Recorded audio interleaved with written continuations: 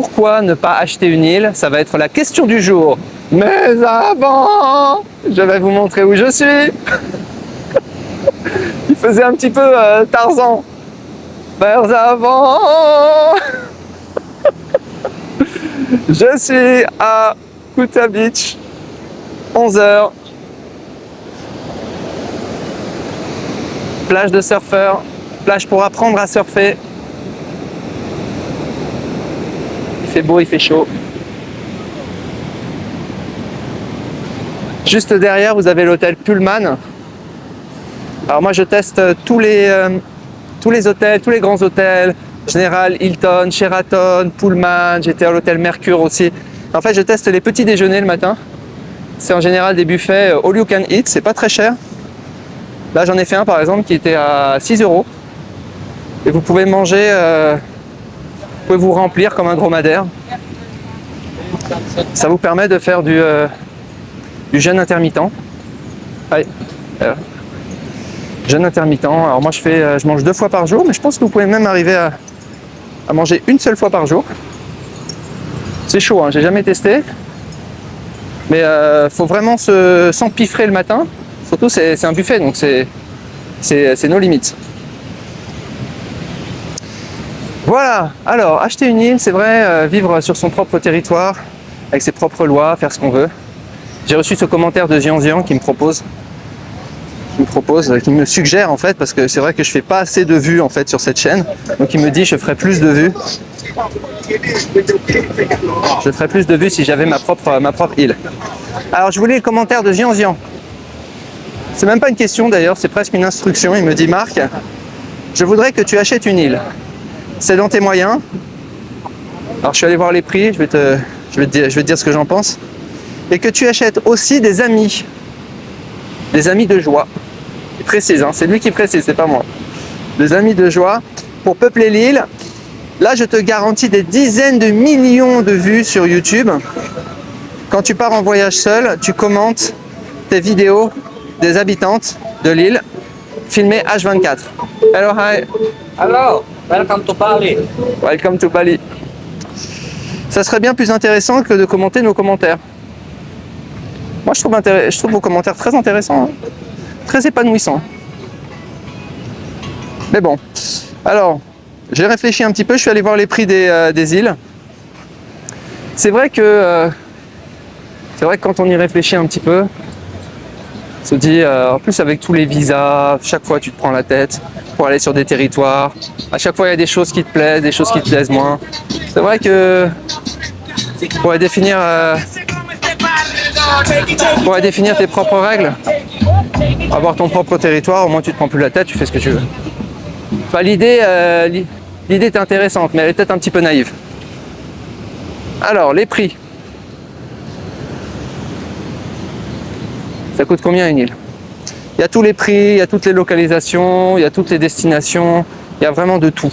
Okay, j'ai regardé plutôt des îles dans les Caraïbes, enfin dans les Caraïbes, aussi dans l'océan Indien, l'océan Pacifique, et sur la zone tropicale équatoriale. Moi je supporte pas le froid. Et j'ai trouvé des îles, hein. J'ai trouvé des îles même autour de 1 million d'euros. Donc là je valide ce que tu dis. Ce serait possible, ce serait dans mes moyens. D'acheter une île à 1 million d'euros, je peux me le permettre. Ah, c'est quand même énorme pour moi, mais je peux le faire. Et j'aurai mon île. Je récupère les clés de mon île.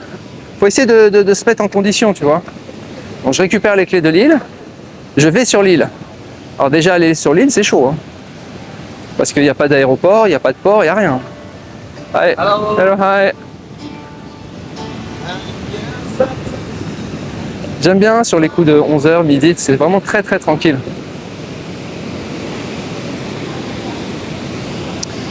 Donc, ok, donc j'achète l'île. Bon, 1 million d'euros. Il y en a même des moins chers que1 million d'euros. Par contre, si tu veux des trucs qui soient classe, un petit peu grand, avec une certaine dimension, dans les Caraïbes, il faut plutôt compter. Il y en a beaucoup qui sont autour de 10 millions, 20 millions d'euros quand même. 20 millions d'euros, j'en ai trouvé beaucoup. Mais j'ai trouvé des petits bouts, des petits cailloux à 1 million d'euros aussi. Même certaines sont pas totalement... enfin, elles sont inhabitées, mais des fois, il y a une petite maison, il y a un petit truc. Il y a déjà eu un gars qui était là avant. C'est sûrement celui à qui tu vas racheter, en fait. Enfin, celui à qui je vais racheter si je fais ce projet. Mais si tu veux, le problème, c'est que bon, j'arrive sur l'île. Et qu'est-ce que je fais? Parce que le problème, c'est que sur cette île, il n'y a pas d'eau. Il n'y a pas d'eau, il n'y a pas d'électricité. Alors j'ai noté, hein. Faut mettre l'eau, faut mettre l'électricité, faut mettre un aéroport, un port, un internet haut débit. Internet haut débit, tu peux me dire, ouais, j'utilise le Starlink d'Elon Musk, bon ok. Messieurs, c'est vraiment un projet de survivaliste en fait. C'est un projet d'autonomie. C'est un projet qui va prendre énormément de temps à construire. Est-ce que j'ai envie de me sacrifier? Est-ce que j'ai envie de sacrifier du temps de ma vie pour construire tout ce truc? Parce que si c'est pas moi qui le fais, de toute façon, vu que c'est moi le propriétaire, je vais devoir superviser les travaux, hein, même si j'embauche des gens. Et ça va me coûter très très cher. Hein. En fait, acheter l'île, acheter le terrain, c'est pas ce qu'il y a de plus cher dans ce projet. Hein. Même, il n'y a même pas de maison, il n'y a rien. Qu'est-ce que je fais? Je plante une tente Décathlon? Une tente Quechua? Alors je te l'accorde. Ça va faire des vues. Ça va faire des vues. Un projet d'autonomie comme ça va faire des vues. Tu vois, mais il faudra que je mette plein d'autres trucs. Donc internet, j'ai vu, il faudra mettre aussi un tout à l'égout. Il faudra mettre une poste. Comment est-ce que j'envoie une lettre? Une mairie? Une police? Une armée? Une constitution? Des juges? Des taxes? Alors les taxes, on peut dire 0%, mais bon, il faut quand même financer tout ça. Hein. J'ai vu qu'il y avait une île en Polynésie française à vendre. Alors je ne sais pas si tu achètes l'île, mais elle est sous juridiction française. Donc à mon avis, tu continues de payer des taxes. Donc il faut sortir de toute juridiction. Donc tu fais ton propre truc. Ok. Ensuite, tu tombes malade. Bah, faut des médecins, faut des infirmières, faut des hôpitaux. Bah, t'imagines le truc? C'est un projet, c'est énorme. En fait, c'est construire un pays. Hein. Ensuite, il faudra un terrain de paddle. Et ensuite, il faudra des joueurs de paddle. Mais le pire, c'est qu'il faudrait qu'il y ait du monde. Comment est-ce que je fais venir les gens?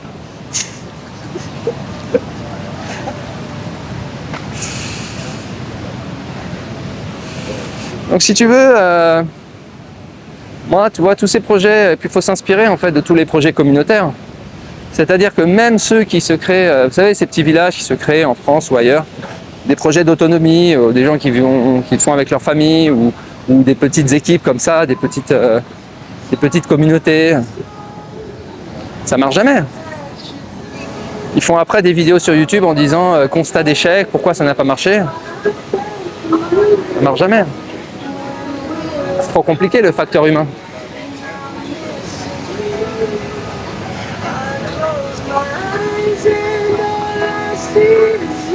Moi, faut que je reste dans mon domaine si tu veux. Moi, mon domaine, c'est la création de contenu vidéo sur YouTube. Un peu les business en ligne. Et pour le reste, qu'est-ce que j'aime? J'aime arriver dans un endroit et j'aime poser mon cul et que tout soit à disposition. Là, tu vois, il y a des noix de coco fraîches. Hello guys. Hello guys. Apakaba. Welcome to Bali. Welcome to Bali. Bali holiday. Bali holiday. Tu vois, il y a des gens sympas, des sourires. Là, dans mon île, il n'y aura rien. Où sont les sourires? Alors tu me dis, il faut que je fasse venir des amis de joie. Ouais, mais pour les motiver, comment est-ce que je fais? Et puis il faut les nourrir. Où est la nourriture? Où sont les supermarchés? Où sont les restaurants? Où sont les pizzas? Où sont les pizzerias? Rien de tout ça. Il y a tout à faire. Où est la musique? Où est les abris anti-atomiques qui sont où? Pour nous protéger? T'as rien dans ton truc. Donc moi, si tu veux, dans cette incarnation, je reste dans mon domaine. La création de contenu vidéo, c'est tout. Pour le reste, en fait, je crois que les endroits sont déjà créés, en fait. Je fais un petit lien avec les projets d'autonomie et de survivalisme, tout ça. Les gars, ils réinventent la roue. Pourquoi faire? Il y en avait un comme ça, il avait mis une semaine pour faire une pizza, avec son propre blé, son propre machin, ses propres outils, ses propres trucs, ses propres tomates. Et ça existe déjà, il y a des gens pour le faire. Et en plus, ils sont tellement meilleurs et ils ont tellement plus d'expertise. Moi, je préfère aller dans une pizzeria italienne. Ici, voilà, à Cuta, hier j'étais dans une pizzeria italienne. Je me suis retrouvé comme en Italie. Ça m'a coûté un petit peu d'argent, ça m'a coûté quoi? Je vais dire exactement ce que ça m'a coûté. Ça m'a coûté le prix de la monétisation de la vidéo d'hier. Tout simplement. Une vidéo m'a payé une pizza. 6 €. Moi, je compte comme ça en fait.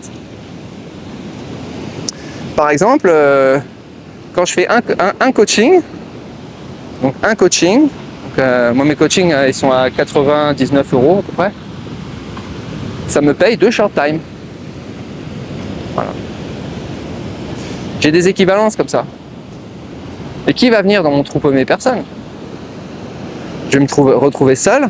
Alors je pourrais faire des vidéos sur la solitude, etc. Je suis sûr que j'aurai plein de bonnes idées.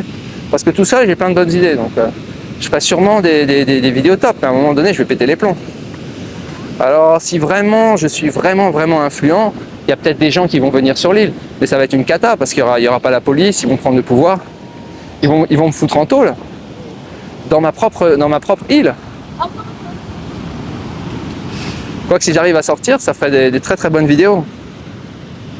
Mais rien que pour envoyer les vidéos, il va falloir que j'upload, il va falloir que j'ai internet, il va falloir que j'ai des ordinateurs. Où est-ce que j'achète mes micros? Où est-ce que j'achète, je sais pas, mon téléphone? J'allais dire téléphone portable, mais à quoi ça sert? Il n'y a même pas de 4G, il faut que je mette des antennes 4G. J'ai tout à installer. En fait, tout ça, ça existe déjà. Ça existe déjà, sauf que c'est pas parfait. Il y a des, c'est-à-dire que c'est pas mal, mais voilà, l'Indonésie, la Bali, c'est sympa, bah, c'est pas parfait. La Thaïlande, c'est génial, mais c'est pas parfait, etc. Mais franchement, il y a tellement de pays quand même qu'on arrive à retrouver à trouver des pays qui nous conviennent. Ça sera jamais le paradis absolu, mais je suis même pas sûr que si c'est moi qui recrée tout avec une page vierge, franchement, à mon avis, ça sera même peut-être encore moins bien que Bali et sûrement encore moins bien que la Thaïlande. Parce que, bon voilà, je peux pas... Moi j'aime bien, tu vois, les choses qui sont déjà construites, les villes, les pays, les machins, plutôt que de repartir d'un truc complètement vierge, comme ça, avec des projets d'autonomie. Là, il y a des youtubeurs comme ça, ils vont dans la jungle, ils se créent des villages, machin, tout ça. Voilà. En plus, à l'échelle d'une vie, ça n'a aucun sens. Prends même, par exemple, Auroville, tu vois, en Inde. Le truc, il a été créé par une nana. La nana, elle est morte depuis longtemps, tu vois. Est-ce qu'elle en a vraiment profité de son truc? Parce qu'il y a ça aussi. Moi, j'arrive, tu vois, j'aime bien, je prends ça s'appelle des bean beds, là. Je vais faire ma sieste. Ensuite, je vais sur le Tinder. Ensuite, je fais un peu le yoga nidra. Je suis bien. Ensuite, je vais jouer au paddle. Il y a tout à disposition, il y a tout un ensemble de services pour se faire plaisir. Moi, sur mon île, il n'y aura rien. Il y aura tout à faire. Donc, je pense pas que ce soit une bonne idée. C'est plutôt pour les... je pense que ce type de projet, c'est pour ceux qui ont une mentalité de pionnier, en fait. Qui ont envie de repartir complètement à zéro. Il faudra faire une constitution, il faudra faire des lois, il faudra faire plein de choses. Rien que d'y penser, je suis fatigué. Je préfère faire mes vidéos, me balader dans le monde, c'est plus sympa, c'est plus facile. Puis moi, je suis dans un projet de farnienne, tu vois, je suis un peu trop vieux pour ça. Je pense qu'il faut aussi peut-être des utopistes, tu vois, des gens qui ont vachement d'énergie, des jeunes qui ont d'énergie, qui sont des utopistes, qui veulent faire leur propre truc, se barrer de l'Occident, se barrer de tout, et refaire la roue, réinventer tout. Mais par expérience, ça foire toujours, ça. Quasiment toujours. Les projets, ça, tous les autonomistes, les indépendantistes aussi, vous savez, ceux qui veulent dire « Ah, c'est notre territoire maintenant ». Et puis alors, quand on les fait voter, c'est comme quand on a fait voter les Corses, vous voulez vraiment partir? Les gars, ils disent « Ouais, finalement, le RSA, c'est quand même pas mal, il y a quand même pas mal d'avantages à rester en France ». C'est comme la Kanaki. Ah non, Marc, ne parle pas de la Kanaki, tu connais rien. Ok, on parle pas de la Kanaki.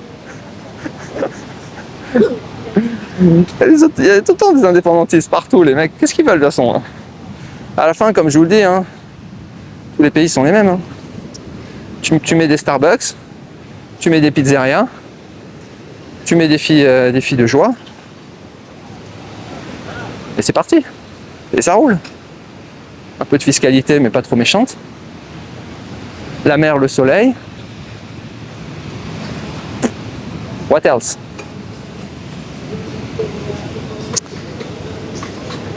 Voilà les amis, bah écoutez, dites-moi ce que vous en pensez, si certains ont ce projet de monter une île. Après, il faut voir, hein, parce que s'il y a des centaines de personnes qui sont motivées pour... s'il y a une masse critique suffisante pour monter l'île, mais faut pas qu'on se retrouve avec 80% de mecs. Hein. Hello guys, Apakabar, Baik. Hello guys. How are you? Good, good.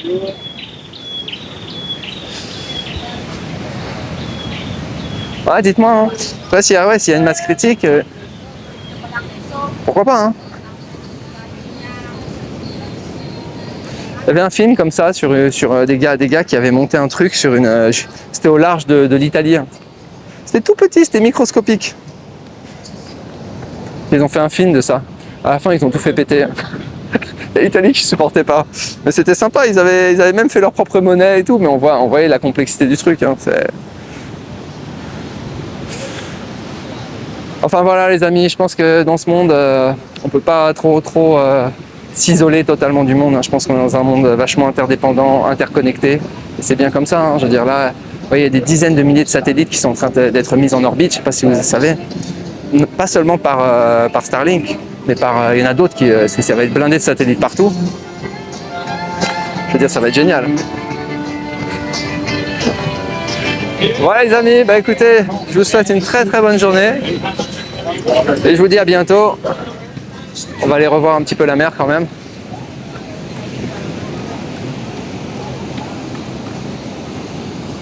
Ah, il y a vraiment des belles vagues. Allez, je vais faire un petit zoom sur les vagues.